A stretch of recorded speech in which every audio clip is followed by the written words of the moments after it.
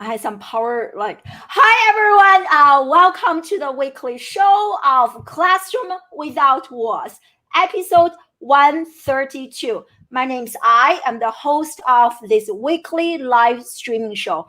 On this show, I interview leading social media digital marketers like Viveka and entrepreneurs, business owners to come here to share with us their best strategies and practices so that we can future proof our business.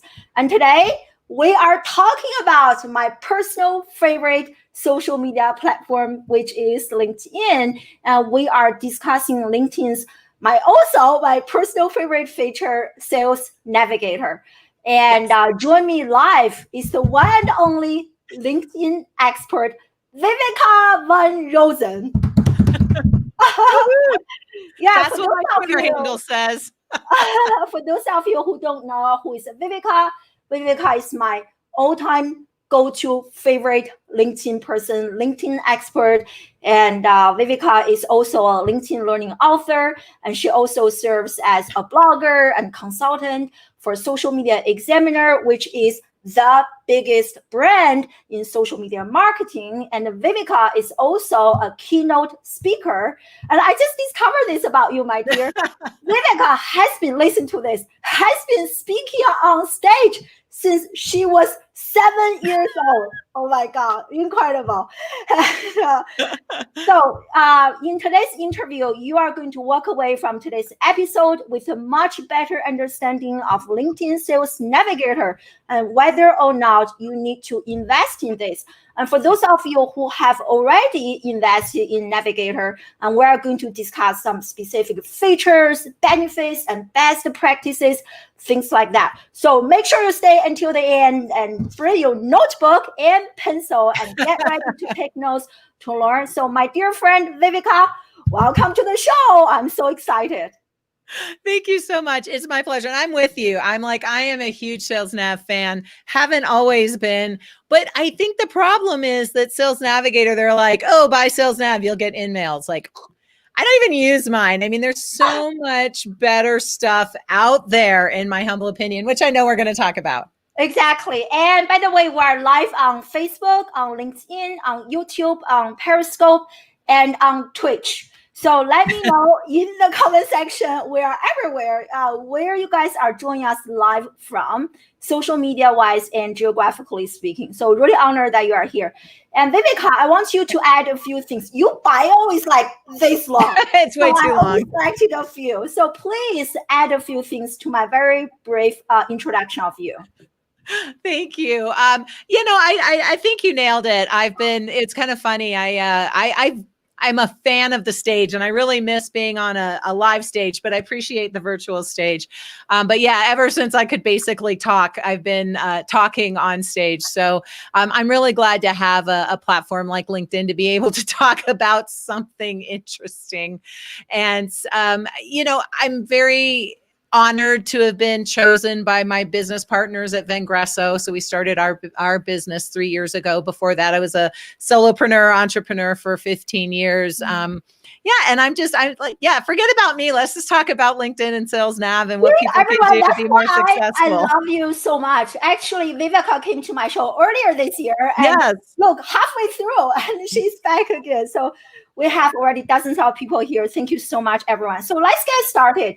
So right now we're in this global pandemic, right? Yeah. Yesterday I did some search. Actually, 40 million Americans lost their jobs just in the United States. So I wonder if you notice any surge in terms of how people are using LinkedIn and how many people are showing up and how people are showing up on this platform.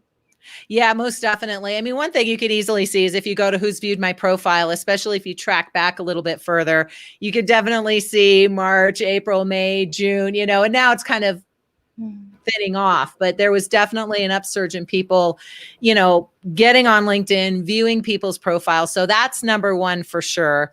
The second thing is, and I'm so honored to be a LinkedIn learning author, but they opened up so many courses because they knew that people were hurting. So there was a lot of courses for job seekers and then they opened up more and more and more and more. So that's been a blessing that people have been able to access that. But yeah, I mean, we work primarily with sales teams, and we were a little nervous at first because April, everyone's like, whoa, stop. We're not going to be spending any money for a while. We don't know what's going to happen. And some of our bigger enterprise companies were like, okay, we get that, our BDRs, our field reps, they can't go out and meet people anymore, and they're not going to conferences anymore, and they're not going to go to trade shows anymore. And we don't know how long that's going to take. And so we noticed, probably just starting in June, and then July and August have been nuts with people starting to use LinkedIn more too. Well, I'm definitely spending a lot more time on this platform, especially after I started using Sales Navigator. So actually, I think we have a question. By the way, my dear friend, Peter is in the comment section, as always, staying up like 10 p.m. So if you guys have any questions, feel free to tag him, and if I missed your question. So I think we have a question from Dan, and he asked, I'm trying to find the question. So I got to hear it's a private chat. I'll ask it. If I'm early into my business consultancy, should I rely on Sales Nav, or does my business need to be more mature for that? Exactly. Oh, you're better than me. Yes. Great question. There it is. It's such a good question. And a lot of people think, that you have to have a big enterprise sized company in order to be successful using Sales Nav. But, you really don't. I was using it as a solopreneur with one employee. So, you don't have to have a sales team of 500. In fact, it's much less expensive if it's just you. I would say, listen to today, see all the features, see if it makes sense to you. Certainly use that. In most cases, you'll get, if you haven't tried it yet, a 30-day free trial of Sales Nav. Make sure to put it into action, because ideally what you want to do is close enough business in those first 30 days to pay for it for the rest of your career. But too many people go, oh, okay, free offer, Sales Nav, let me get that. And then they don't look at it again. They lose out on that opportunity. And then they don't realize the value and what cool things that you can do with it. So I love that. I love that answer. And I wonder if you can share with us, how long have you been using Sales Navigator? For me, it was like I turned it on and off, back and forth quite a few times. But now, I did too. Yeah, no, I totally did. So here's the truth. So I've been a premium LinkedIn member since 2008, I think, maybe.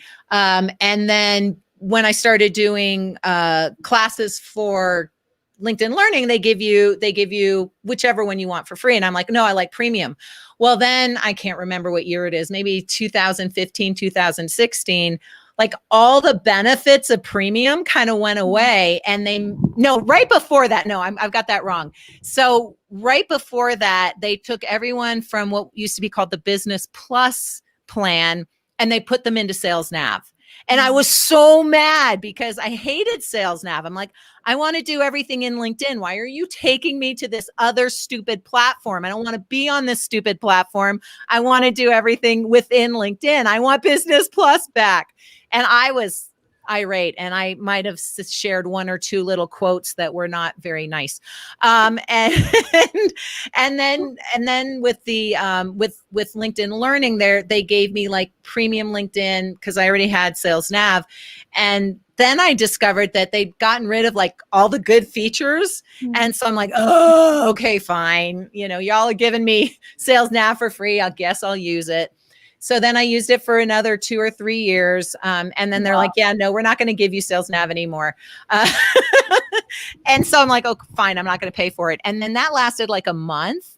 And then I was like, oh man, no, I've got to have Sales Nav. I mean, it's the cream of the crop. It rests on top of LinkedIn. And in my humble opinion, that's where all the cream is. My LinkedIn network is too big and I can't do enough with it.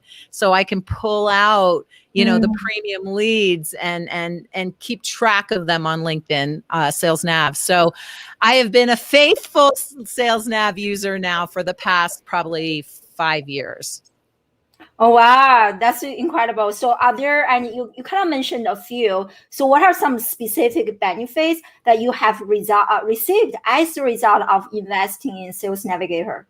Yeah, I think the biggest thing is, like I said, it's just too hard for me to keep track of my key prospects using just regular LinkedIn. So, if you've got a network of 200 or 300 people, it's a little easier to keep track of them. But once you start getting into the 5,000, 10,000, 30,000 connections, then you really need something to help you manage it. So I wouldn't say that Sales Nav is a CRM because it doesn't have the functionality. And in fact, it in some cases will sync with your CRM, but it does allow you to kind of keep an eye on the prospects that you already have, so that you find those. Well, first of all, you can see when they're sharing content, which gives you an opportunity to create conversations, and it helps you to find higher quality prospects too, because they've got better search.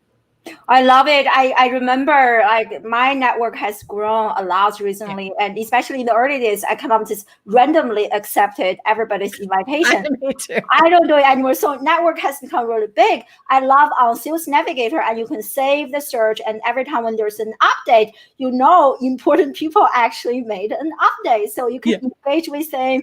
I love that feature. Definitely makes things a lot easier. Yeah, for sure, definitely. Yeah. So you have worked with like so many people, clients, help them with LinkedIn. I wonder, based on your experience, is a LinkedIn Sales Navigator more beneficial for the B2B sector or B2C or specific industries based on your experience? Honestly, I don't think it matters if you're B2B or B2C. I think it matters more what your role is and what you're using it for. So obviously, salespeople, it's an incredibly effective tool. Anyone who's in business development, really powerful. Marketing, because, similar to LinkedIn, you've got your people that you're keeping an eye on in marketing. So certainly that makes sense. Job seekers, maybe it's a little pricey for some job seekers, and there's actually a job seeker tool that you can use, or job seeker app, or job seeker version of LinkedIn paid that you can get, which is a lot less expensive and still gives you some of the benefits. Yeah, or at least there used to be. I better check up on that. Well, what is it called? I'm curious about this because I work with so many students. What is it called? LinkedIn Job Seeker, as far as I know. Oh, wow. I'll have to check. It's been a long time since I worked with job seekers, so I'm hoping it's still there. It allowed you to see everyone who viewed your profile, and I think it gave you a few more searches. So it was still the LinkedIn platform, but it gave you some other things. And the other thing is, LinkedIn will give premium away to vets. I think just U.S. vets, though. I'm not sure. Veterinarians. Oh, wow. Not veterinarian. Yes, veterinarians. It's called LinkedIn Veterinarian. No. Veterans. So if you were in the military, I think just in the U.S., you can probably get a year's access to LinkedIn as well. So those are some nice options that are cheap or free. But yeah, as far as Sales Nav is concerned, I think if you're a business owner, because if you're a business owner, you are doing the marketing, a small business owner, solopreneur, you are doing the marketing and the sales and the business development, everything yourself, right? And certainly sales, whether you're an independent or, sales team of 500,000. And I think marketing too, it's really helpful. Yeah, well, that's good to know for the veterans because my husband served in the Army for 8 years. I have lots of friends in the military. So I didn't even know that. Thanks for sharing. Yeah, absolutely. So what are some common mistakes that like people make in terms of using, especially for newbies, in terms of using Sales Navigator? Yeah, I think the biggest mistake is, getting it and not using it. So that would be number one. I think the mistake that people make a lot is because LinkedIn is like, ooh, in-mail. They get on there and they start sending these in-mail messages, which are really spammy to people that they want to get connection with and engaged with. And so they don't get it. They don't get good results because it's like, hi, my name's Vivica, and I see that you have this company and I can really help you with your social selling because your social selling pretty much sucks and I can really help you do it better. And unfortunately, that's what a lot of in-mails look like. I think we've all received those in-mails in our inbox and it's just like, I mean, you'd never go up to someone like, hey, I'm Vivica, buy my stuff, Here's my business card, buy my stuff. We talked about this last time too. But people do it. And then you get in-mails, which like give you even more opportunity to screw up. So don't do that. That would be bad. Don't do that. Totally. For those who are not familiar with email, do you mind explaining a little bit? Yeah. So in-mail's just LinkedIn paid messaging. So you get a certain number of in-mails with Sales Nav, and it allows you to send a message to someone who's outside your network. So someone who's not a first level connection or you don't share a group with. Or doesn't have in-mail turned on themselves. So a lot of times the leads that we're looking for aren't responding to us, aren't accepting our invitation. So it allows us to send a message. But, your message should probably be, are you willing to connect if I send an invitation? And, worst case, they ignore it. Most people will say, yeah, sure, go ahead. And then, of course, once you're connected, you can just send regular messages. And connection is just like a Facebook friend, right? Yeah. So do you actually recommend, even though people have this feature, they don't use it, but actually go through the traditional way of sending a personalized invitation? Yeah. I mean, you can use your in-mails, just be very careful with how you use them. The big mistake is not the using of in-mails, it's the using of in-mails to send spam. Yeah, exactly. Even today, I think just like an hour ago, I got one. Sometimes I don't mind it if this like code message is actually relevant to what I'm doing right now. So I will actually check it out. But oftentimes have nothing to do with what I'm doing. So I'm just like, why? Like that doesn't even make sense. Yeah, exactly. And it's so annoying, and it's usually in-mails that people do, but I think we can all share a story like this, but I got an in-mail once. I kid you not. Oops, my mic keeps going down. Dear sir, I noticed that you're in the not corporate cleaning, janitorial cleaning industry. If you want great leads like this, make sure to reply to me. Not a sir.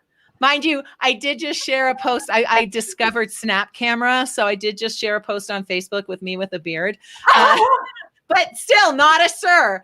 And I'm not in janitorial cleaning business at all. As far as I know, we haven't even worked with any janitorial companies.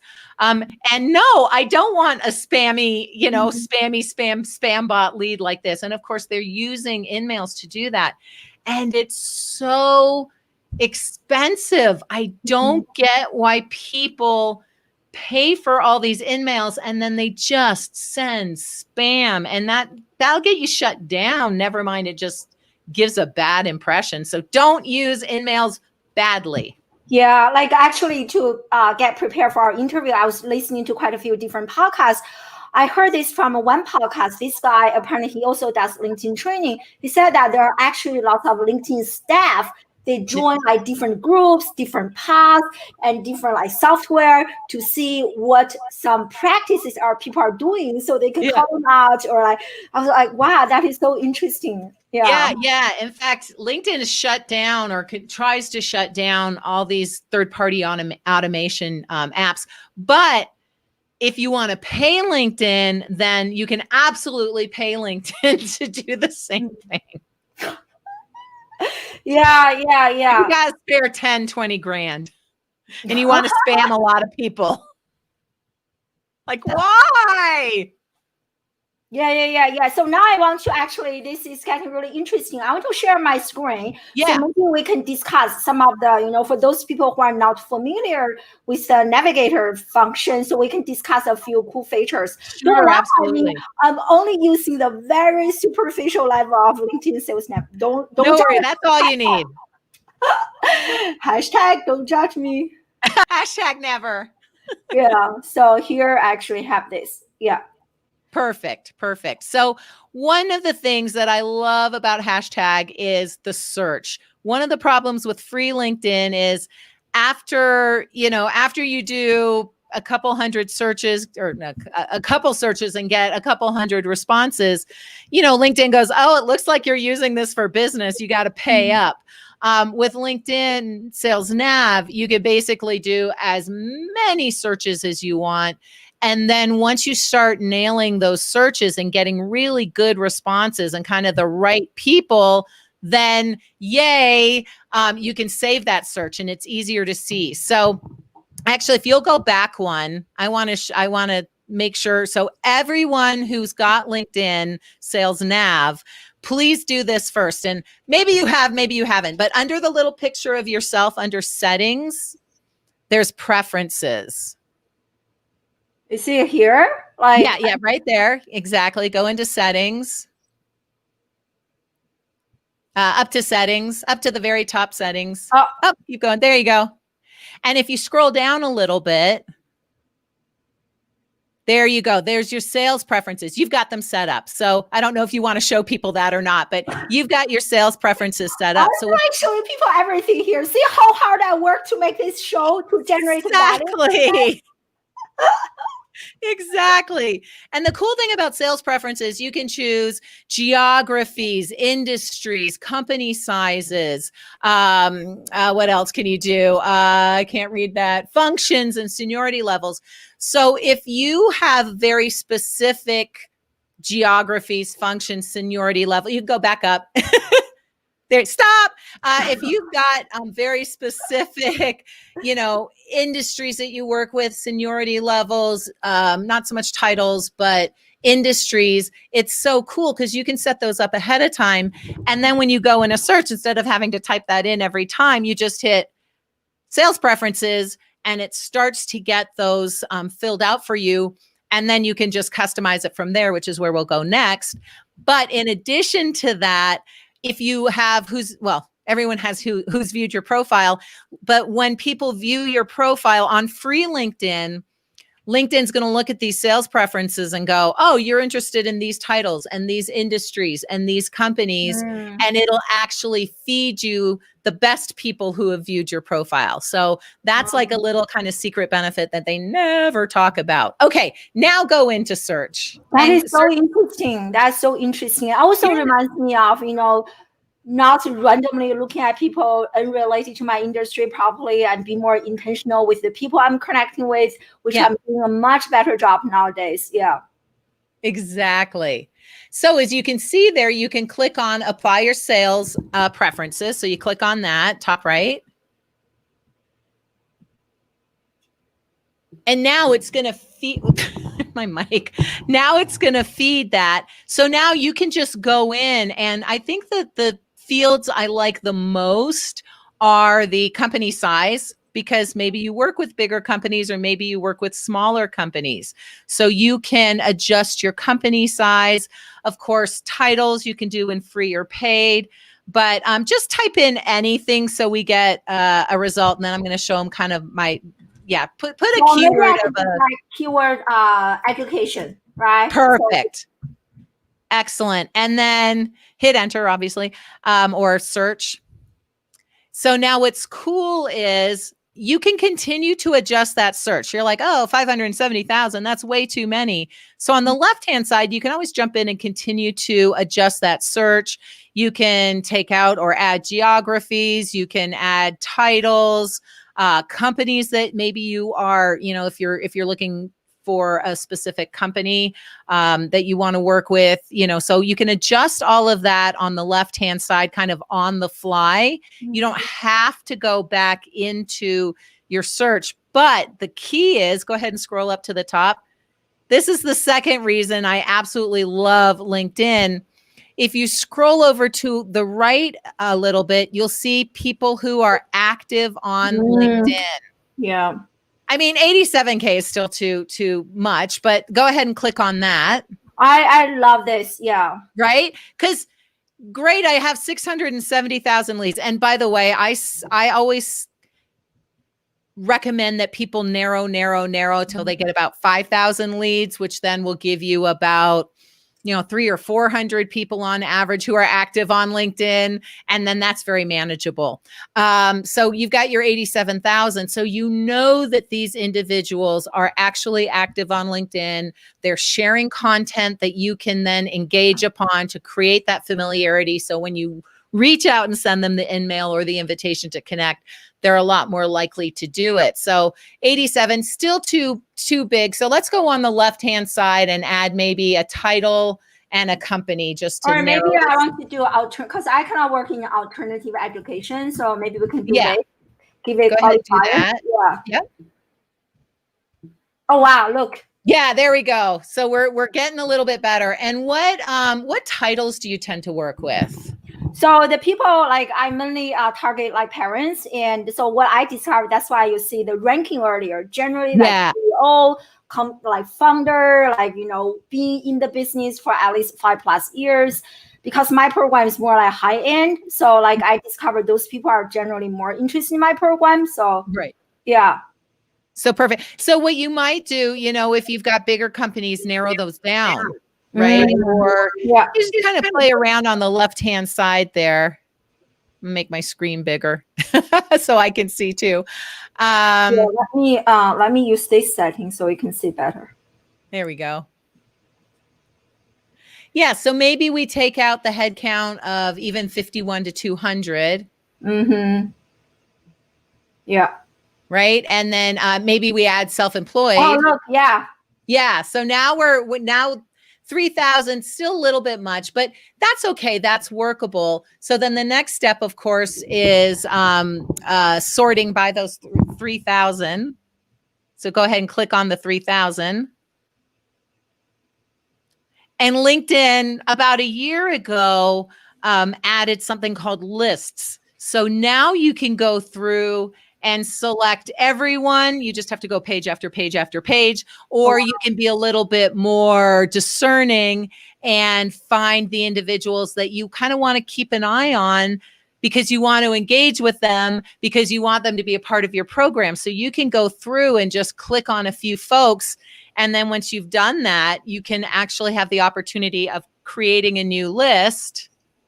And actually, when I say that, you can always check them out first, but go ahead and go back. Do you actually check them out, or do you recommend people check them out, or you're just reading the headlines? You feel like it's enough information? Yeah, usually I just go with the headline. Oh, wow. But if it's a little easier for us in our company because we're looking at CMOs, VPs of sales. So if we've got the right company size and the right title, probably, and I recognize the company, probably it's okay. But for the solopreneur, entrepreneur, it might make sense to do a little bit of a deeper dive. And then, of course, when you click on save, you'll have the opportunity of saving them to an existing list or creating a new list. Exactly. So you want to create a lead list of, experiential education prospects. Yeah, or you can almost use this as a CRM, right? Like a warm lead, a cold lead, follow-up. Yeah. Okay, so here's what I would do in that case. I would not necessarily do that. You can. I like creating my lists of people titles, and then I use tagging to decide if they're a warm, because right now I don't know if she's a warm lead or not because I haven't engaged with her. Yeah. So, or a cold lead. So I'll actually save her as a list, just alt ed prospect. And of course, I'll save lots of people to this list. Yeah. And then we can add a personal description. Right, exactly. Description if you want. And then I'm trying to remember. Oh, yeah. On the bottom now, on the bottom left, you can add a tag underneath education on the left. Nope.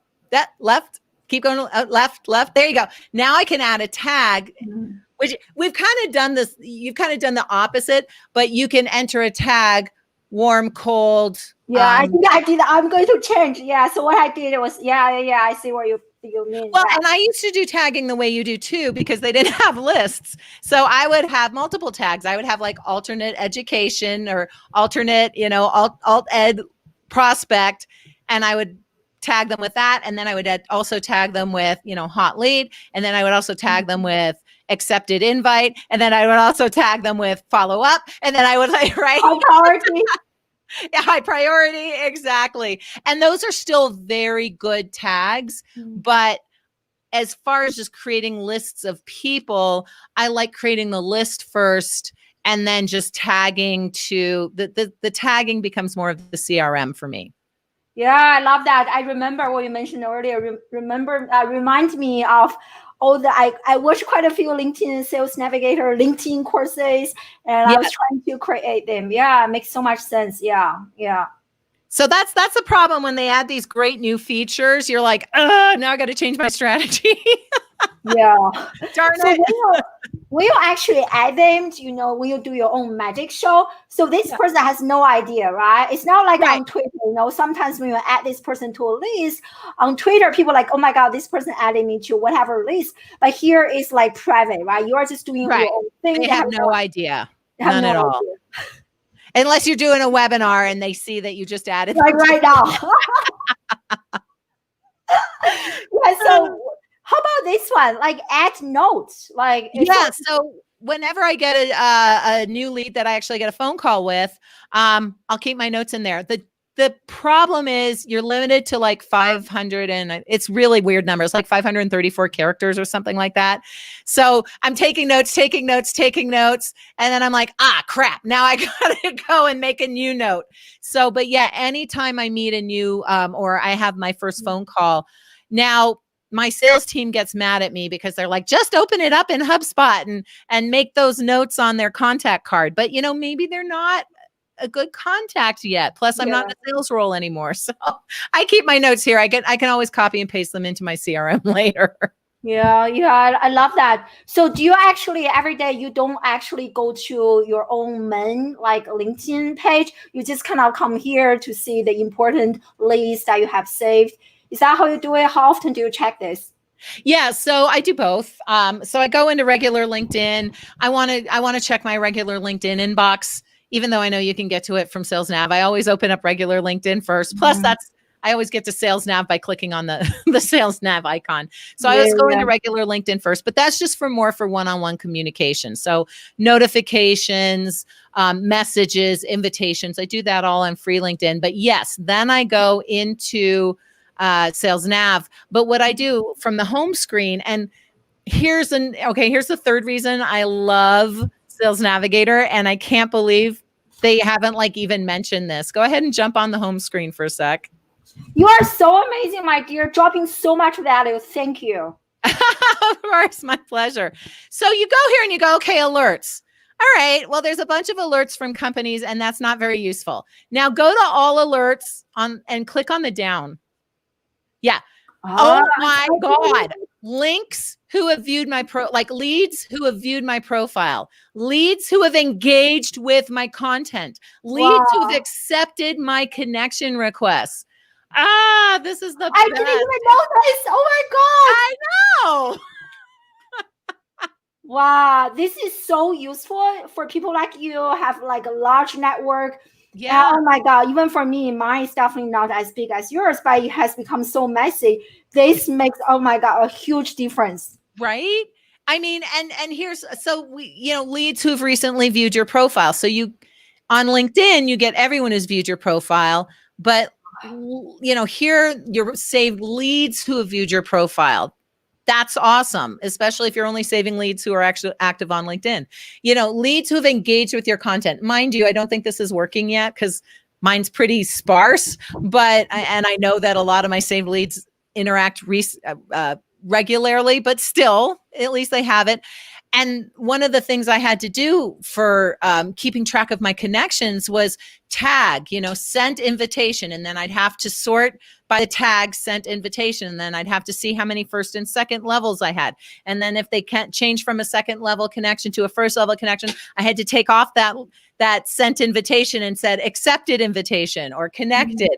I don't have to do that anymore. All I have to do is search on which leads have accepted my invitations to connect. So that is amazing. And then of course with your saved accounts, if you're doing named accounts or saved accounts, you can do similar things like see what the accounts are sharing, see what, if you scroll up a little bit, there you go.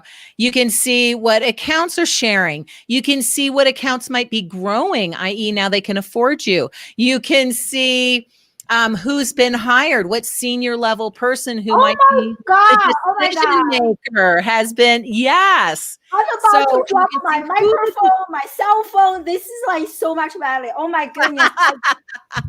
Wow, totally. For those people, oh yeah, this is, oh wow. So yeah, it's so cool. If you've been sending smart links to, and not everyone has smart links. It looks like you might not have it. Don't worry about it. There's other tools out there. Yeah, actually, I heard this smart links from another podcast. Is that only reserved for like LinkedIn, like superstars or LinkedIn learning members like you? It's reserved for people who pay LinkedIn more money. So yeah, it used to be Point Drive, which I loved Point Drive. And to me, it was probably worth the extra $20 a month to get Point Drive. Team Link is it's you just share, and there's actually other tools out there that are free, cheap or free, that'll do it. So you can use them instead. But it just allows you to share like a document with links in it, and then you can track who has looked at what link and for how long. But it's not worth it, in my humble opinion. I'm telling you what to pay for, what not to pay for. Totally. Actually, I see Beth. She asked a question earlier, and I forgot how much this cost. Can you explain the different levels? I think I'm using the lowest level, which is like $80 a month or so. I don't know. Yeah, $79, I think it is. So it's of course it's a little bit. It's about $10 $10 to $20. I can't remember either, per month more if you pay monthly. But what I would recommend to people, get your free month and then go with monthly. And then after 2 or 3 months, if you're like, okay, I'm actually going to use this, then go up to the yearly. But don't go with even though you're going to save a little bit of money, don't go with the yearly subscription, which works out to about $79 a month. Unless you know that you're actually going to use it, because I just don't want you throwing your money away. And LinkedIn's kind of bad about giving you your money back. They're like, nope, tough luck. So go free 3-month trial or 1-month trial to monthly. And then now if you're doing like a team, like if you've got a team of 10 plus salespeople and you're using Team Link, which also gets you, Smart Drive, or Smart Link, which is but it gives you some other. It gives you more InMails, and it gives you some other tools which aren't really necessary for anyone on this call. That works out. You have to pay yearly, and that works out to about $99. It might be $101 now per user. Yeah. It reminds me, I need to update mine because I started as a monthly plan, but I never upgraded. Now I'm going to. Oh yeah, you can save yourself like 10, 15 bucks a month. Yeah. So I have a question here about keywords. So is this keyword only the keyword that we are using like on the homepage, like our bio, our about section, the headline, or the keywords like including all the content that we're talking about? Everything on their profile. So sometimes, sometimes if I have to kind of game the system, and this is more on free LinkedIn than paid, but I'll like put a word like "and" in there, because I know pretty much everyone has the word "and" in their profile, and then that'll pull up more realistic results than not leaving it out. Just a little thing that you could do. But yeah, and this is more now you're searching within your leads. So it's still the same idea, but yeah, it's interesting. So you mentioned earlier, so what are some of the important features I want to make sure I'm learning from the best that you actually pay lots of attention to? Did you mention like industry or something earlier, or like? Yeah. Really, it's about what can you get on Sales Nav that you can't get on Premium? So company size or company headcount is something you can't get on free LinkedIn. So that makes a big difference. The titles are nice because you've got a little bit more freedom with what you're typing in as far as title. You're not restricted to just the drop downs. Yeah, you can sort by current, past. The functions are just as limited on Premium as free LinkedIn. The seniority levels, you get a few more seniority levels, if I remember correctly, than you do on free LinkedIn. Years in current position, I don't use that much, but you can get it on Premium. You can't get on free LinkedIn, I think. So really for me, it's just a matter of combination of head count. And then the other thing, down at the bottom, just where you were, this is pretty cool too. If you know your prospects are active on LinkedIn and they're sharing content and you really want to nail down like people who are sharing content about education, you can actually put that in posted content. So you could put in alternative education, both in the content keywords and in the search. And that's really going to focus on just the people who are sharing content on LinkedIn on LinkedIn. So that is really powerful too. Wow. My friend, this is amazing. I can't wait to actually improve my own LinkedIn Sales Navigator. There are so many features. Yeah, everyone is loving this. Yeah, thank you so much. Super, super helpful. I know. Yeah, it's amazing. Yeah, exactly. Yeah. Mind blown. Yeah. Thank you so much. So let's say that after, okay, so if the navigator function is so powerful, then why are we still receiving all those like cold messages that have nothing to do with our business? People are not educated. I love LinkedIn. And the other benefit of Sales Nav, of course, is that you get access to LinkedIn Learning. So, certainly you want to watch my courses, but I'm just kidding. But, here you have access to LinkedIn Learning, where you have amazing courses by some of the best experts on the year on best ways of selling and best ways of sharing content and best ways of engaging with your prospects. I mean, there are thousands of excellent cases or excellent courses on how to do social selling right. And yet all they do is hit the easy button. I'm just going to spam with InMail. Like they just don't take the time to learn the best practices. And a lot of those best practices we covered in your earlier live. Check it out. Link in the comment section. Exactly. Which is just engage with people first after you've engaged with them. And of course, it's so much easier to do on Sales Nav because you could sort by the people who are active on LinkedIn. So they're active, so you can engage with them. But engage with them first. Engage with their content. Ask them questions in the comment section. Put in a GIF. That's why I was a little late. It's Tim's fault. I was playing around with all these Giphy tools. I love it. A GIF, or sometimes it's a voice message. Sometimes voice message. Yeah, and you can add GIFs into comment sections on public comments. So what I'm talking about is, well, let's just show them again. Go ahead and go to the. You're trying to answer questions. I'm like, no. I have quite a few questions. Yeah, okay. I'm going to show you my LinkedIn. You want to go to my LinkedIn page, Viveka? Go to Sales Nav, back to Sales Nav, because we want people that we know are active on LinkedIn. So wherever we are right now, go to post it on LinkedIn in the past 30 days on the top right. Oh, we haven't done any search yet. Hold on. Let me fix it. And you can go to a saved search. So I don't know if you've saved any searches yet, but I did. I'm a little bit better than that, so I did save some. And that's what I love. Like with LinkedIn, you can create up to 15 saved searches. So I save those for just like the best results. But yeah, that's another thing. On free LinkedIn, you only get 3 search alerts. I think 5 with a premium, but it's still bleh. Okay. So let's just say Steve is good. So let's go to his profile. Just click on his name. And LinkedIn finally fixed this too. So for the longest time, you couldn't actually comment because you couldn't use the @ So now scroll down a little bit, and on the right-hand side, you can see Steve's recent activity. That will take us back into LinkedIn, which is where we want to go. What? What? It told us he was active. All right, let's go find someone else. But that's crazy. So I can click here and go to LinkedIn. Oh my God. I don't know why you sorted by posted on LinkedIn. So yeah, it's just weird. Yeah. So let's check out Ray. Don't make us this. Okay. You know what? I think we need to cancel our subscription. Should I cancel my subscription?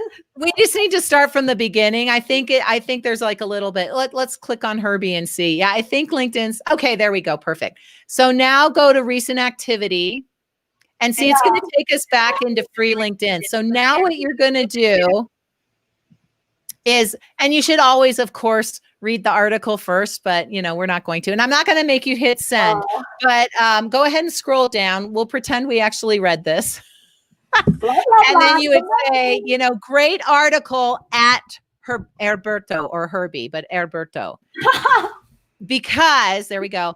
That way their name gets pulled into their notifications, and it's a lot more likely that they'll see you commented rather than just, the other folks. So great article, Herberto.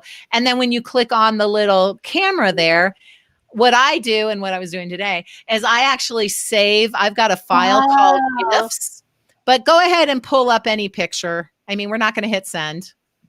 So this is a picture for my Friday's interview. Perfect. So yeah, great article, Herberto. I thought you might be interested in an event that I've got coming up. Here's the link. Here's the picture. I noticed that you've got an interest in, hopefully he does, in alternate education. I thought you might get a kick out of this.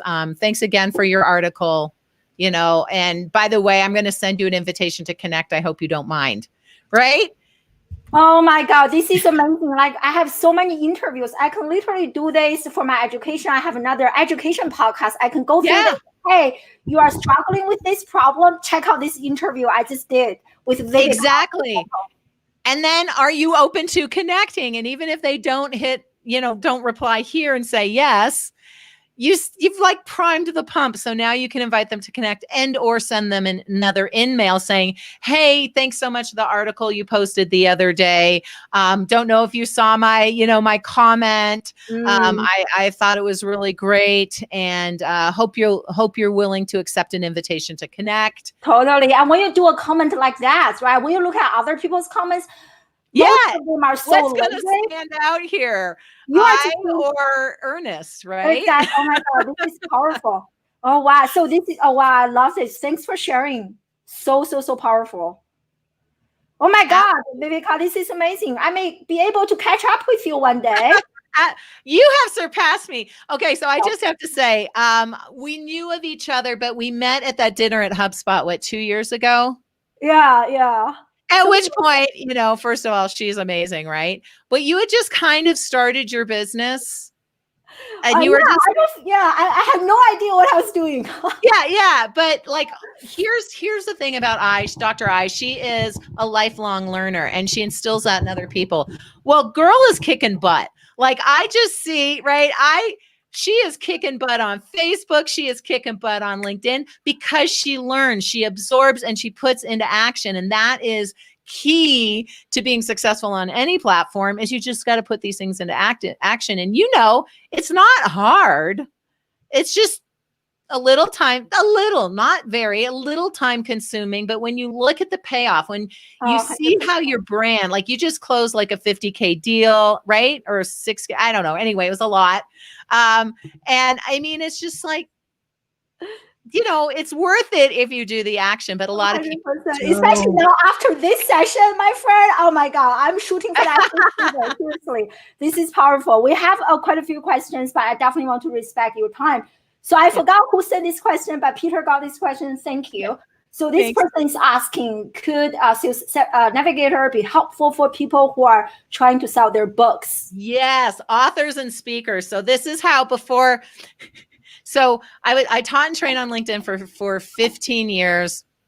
And then I was just like, oh my God, I hate LinkedIn. I'm so over it. I just want to like be an author and a speaker again. And I'll find I'll talk about something else. I'm just like, I'm so over LinkedIn.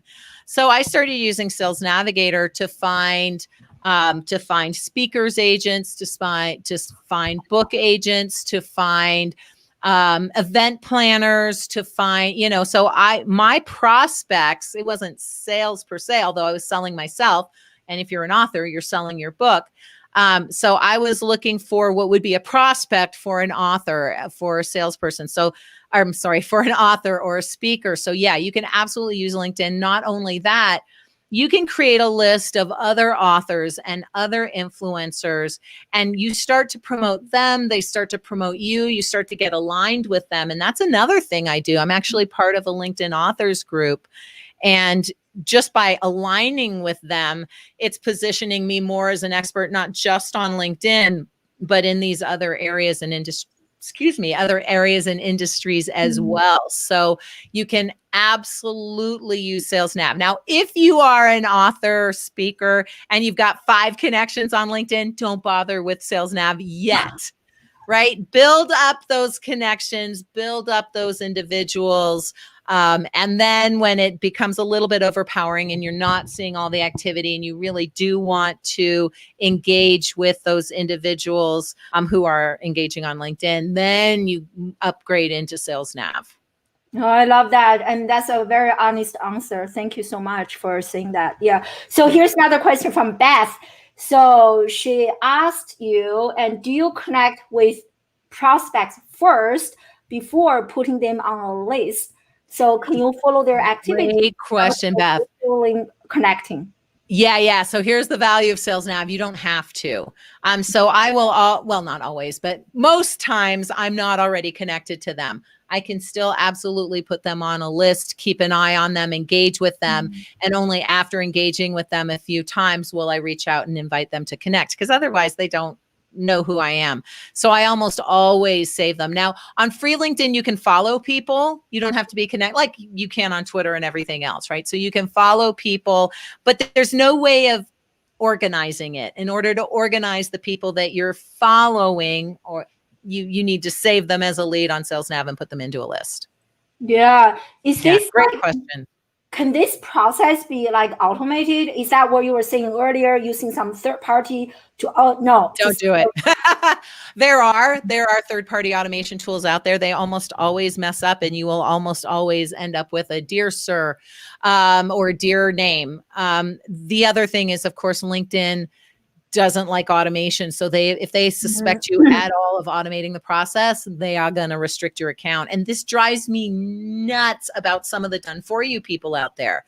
Like a lot of done for you LinkedIn people are great because they are manually going in. They have a long conversation with you. They get the idea of who your buyer persona is. It's still not accepted by LinkedIn. So don't tell anyone you're using a done for you. We don't do it, but some people are out there doing it, and they're really good because they're individuals and they're speaking in your voice and they're not going nuts. Other companies are like, yeah, let's get leads for you. And you get the, hey, sir, I noticed you're in janitorial cleaning. If you want great leads like this, right? So basically I would say don't use automation at all. And if you hire someone to do done for you, make sure that they're not using automation. Wow, this is so interesting because, almost on a regular basis, I receive people who will promote their service, which is LinkedIn lead gen, right? Yeah.